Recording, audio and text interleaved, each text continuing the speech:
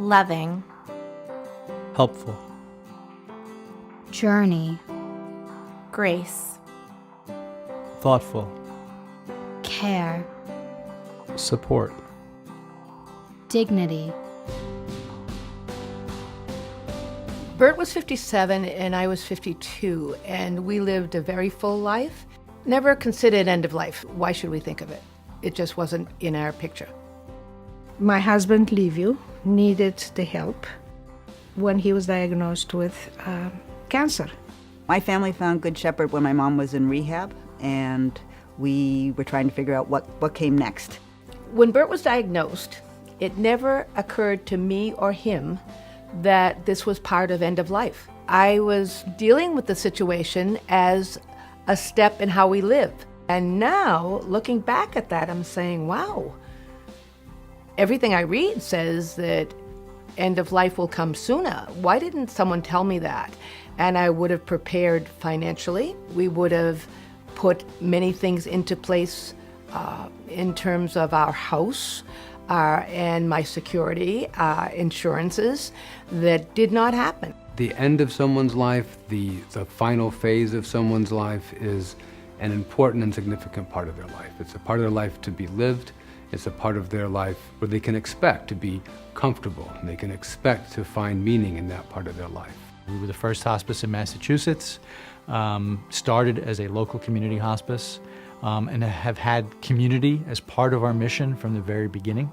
This just completes the cycle by reaching out to what a community needs, not just clinical care, but to be educated around an area that has become more of a focus, the fact that we do have life-limiting illnesses and that it's okay to actually discuss these things, and that we're more likely to actually have our personal values and wishes around end-of-life care honored if we have discussion, if we have dialogue. Advances in medical technology have made decision-making around the end of life much more complex and much more difficult. And that's why good communication is so important, because the circumstances, what's going on many different levels, are really what determine what decisions patients and family members are going to feel most comfortable with.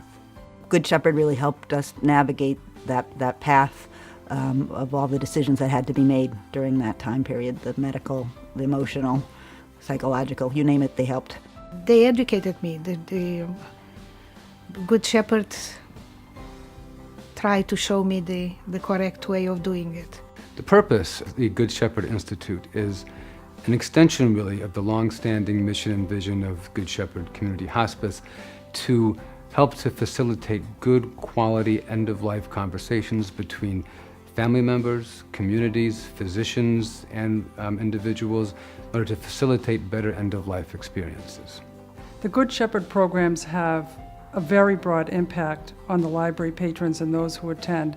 They're free and available through the community. They allow people to talk about and think about things that they would not normally have thought about.